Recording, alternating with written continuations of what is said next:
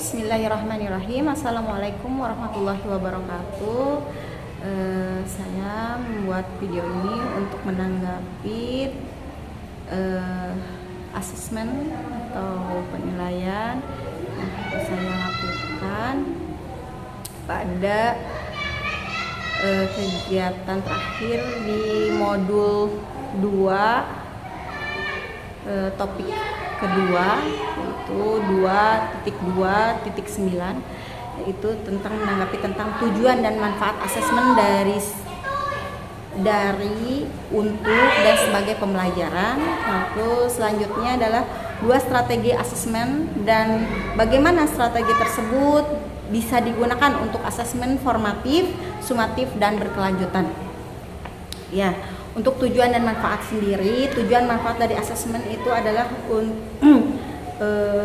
yang dibagi 3, yaitu asesmen untuk pembelajaran atau asesmen of learning, lalu asesmen dari pembelajaran yaitu asesmen for learning, asesmen as learning adalah asesmen sebagai pembelajaran. Nah, asesmen untuk pembelajaran itu asesmen bisa diartikan, asesmennya dicontohkan yaitu asesmen formatif.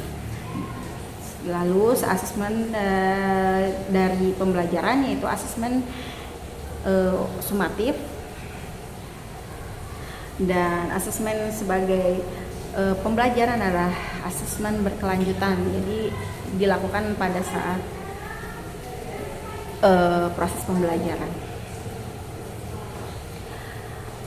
Tujuan dari asesmen tersebut adalah agar siswa dapat mengembangkan otonomi kompetensi untuk mengatur sendiri pembelajaran ketika mereka diberikan kesempatan dan dukungan untuk terlibat dalam proses penilaian. Itu adalah asesmen formatif. Jadi mereka bisa melakukannya untuk segala hal untuk penilaian mereka sendiri.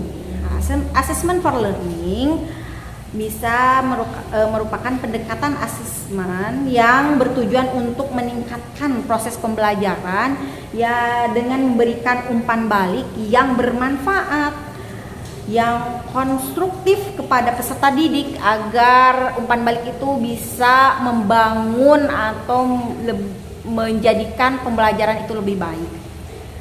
Prinsip-prinsip utama dari asesmen for learning adalah antara lain menilai untuk meningkatkan pembelajaran. Asesmen for learning menekankan penggunaan asesmen sebagai alat untuk mendukung pembelajaran, bukan hanya untuk menilai hasil. Jadi prosesnya juga dinilai, misalnya anak tersebut apakah aktif, anak tersebut apakah memahami dalam pembelajaran itu bisa dikontrol atau dinilai secara langsung. Selanjutnya umpan balik yang konstruktif. Umpan balik yang diberikan harus spesifik, jelas, dan dapat digunakan untuk memperbaiki pemahaman terhadap keterampilan peserta didik tersebut. Selanjutnya keterlibatan peserta didik. Jadi harus ada keaktifan dalam belajar, contohnya diskusi dalam kelompok. Selanjutnya penyesuaian pembelajaran berdasarkan hasil asesmen. Jadi pendekatan asesmen for learning melibatkan pendidik yang menggunakan hasil asesmen untuk menyesuaikan pengajaran dan materi yang disampaikan agar lebih sesuai dengan kebutuhan peserta didik. Kadang-kadang kita hanya mengikuti buku sumber, sedangkan peserta didik masih belum mengerti apa yang kita sampaikan, atau peserta didik tidak mencapai tujuan pembelajaran. Nah, itu seharusnya kita perbaiki dengan kita mencari misalnya praktik-praktik dalam pembelajaran yang bisa menggali pemahaman dari peserta didik, misalnya di kehidupan yang realnya. Selanjutnya, asesmen berkelanjutan, menekankan pada asesmen yang dilakukan secara terus-menerus, bukan hanya pada akhir semester, misalnya hanya dilakukan di akhir semester saja atau hanya dilakukan untuk penilaian rapot. Nah, itu tidak disarankan. Lebih baik asesmen yang berkelanjutan, jadi dilakukan terus-menerus agar kita tahu perkembangan pemahaman atau perkembangan pengetahuan peserta didik itu, bukan hanya pengetahuan ilmunya saja, tapi pengetahuan dia mempraktekkan, mengimplementasikan dalam kehidupan sehari-hari. Jadi manfaatnya juga asesmen itu sangat bermanfaat sekali. Mana pemanfaatannya? Contohnya dalam kita dia bisa mengungkapkan apa yang ingin dia dapatkan, hak belajarnya bisa terpenuhi kalau kita melakukan asesmen yang berkelanjutan. Ya, berarti asesmen itu harus dilakukan asesmen for learning, asesmen of learning, asesmen as learningnya juga. Jadi kalau tidak salah asesmen itu bentuknya jadi seperti piramid, tapi yang harus kita lakukan berkelanjutan itu yang saya pelajari sekarang ini adalah assessment for learning. Assessment for learning itu sangat membantu karena tidak hanya dalam akademik saja mereka dinilai, tapi mereka dinilai dari perilaku sehari-harinya itu yang dilakukan lebih dari assessment for learning. Selanjutnya, dua strategi asesmen dan bagaimana strategi tersebut digunakan untuk asesmen formatif, sumatif, dan berkelanjutan. Nah, itu berarti strateginya. Strategi utamanya yang saya lakukan pada pembelajaran setelah saya tahu dari uji kompetensi atau meningkatkan kompetensi sebagai guru, ternyata umpan balik yang harus saya lakukan memang sangat berpengaruh sekali secara signifikan terhadap pembelajaran yang saya lakukan. Misalnya anak-anak memberi umpan balik, Bu, gimana saya nanya mewawancarai anak-anak misalnya dengan wawancara ya, umpan baliknya dengan mewawancarai secara personal. Gimana kamu belajarnya kemarin tentang ini? Ibu, ternyata saya tuh lebih suka kalau ibu ngajarnya misalnya di luar kelas. Di luar kelas menjadi kita memperlihatkan secara langsung contoh yang langsung yang ada di lingkungan sekitar.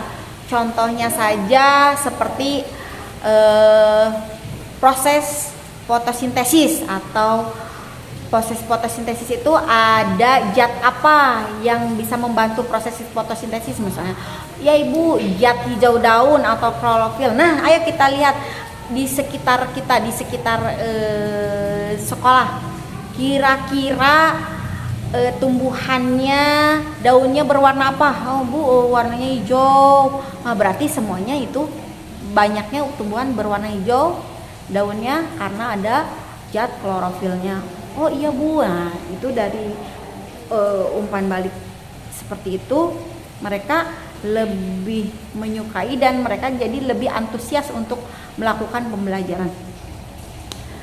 Selanjutnya mereka juga saya mencoba untuk mereka menilai diri sendiri, self assessment. Nah, dan mereka menilai penilaian kepada diri mereka sendiri. Contohnya misalnya dari 1 sampai 5, kira-kira nih kalian memahami pembelajaran yang ibu sampaikan pada hari ini, nilainya bintangnya berapa? Nah, seperti nilai kalau kita melakukan belanja online atau naik kendaraan ojek online. Nah, seperti itu nanti kan kita bisa memberikan penilaian bahwa dirinya sendiri, kalau dirinya sendiri ditilai oleh sendiri berapa nih nilainya. Nah, itu kan memberikan nilai yang lebih. Dia bisa menilai diri sendiri, oh iya dia bisa mengkoreksi dirinya sendiri, apa nih yang kurang dari kemampuan saya. Jadi dia bisa menilai kekuatan kemampuan dirinya sendiri. Nah, itu adalah strategi yang saya terapkan pada pembelajaran yang sudah saya lalui hari kemarin dan hari ini, hari-hari pada ya sekian pemaparan saya tentang tujuan dan manfaat asesmen dari, untuk, dan sebagai pembelajaran. Dan 2 strategi asesmen, bagaimana strategi tersebut digunakan untuk asesmen formatif, sumatif, dan berkelanjutan. Nah, kalau yang berkelanjutannya kita biasanya melakukan chat WA ke keluarganya, bagaimana pelajarannya, terus ada pekerjaan rumah yang harus mereka selesaikan, apakah ada kesulitan atau bagaimana, itu bisa disampaikan. Nah, sekian yang bisa saya paparkan, mungkin agak berbelit tapi mudah-mudahan strategi ini bisa strategi assessment for learning utamanya yang sedang dibahas di topik 2 ini bisa saya terapkan dan bisa saya manfaatkan lebih baik lagi dalam implementasinya di pembelajaran yang saya lakukan. Ya, sekian dari saya. Wassalamualaikum warahmatullahi wabarakatuh.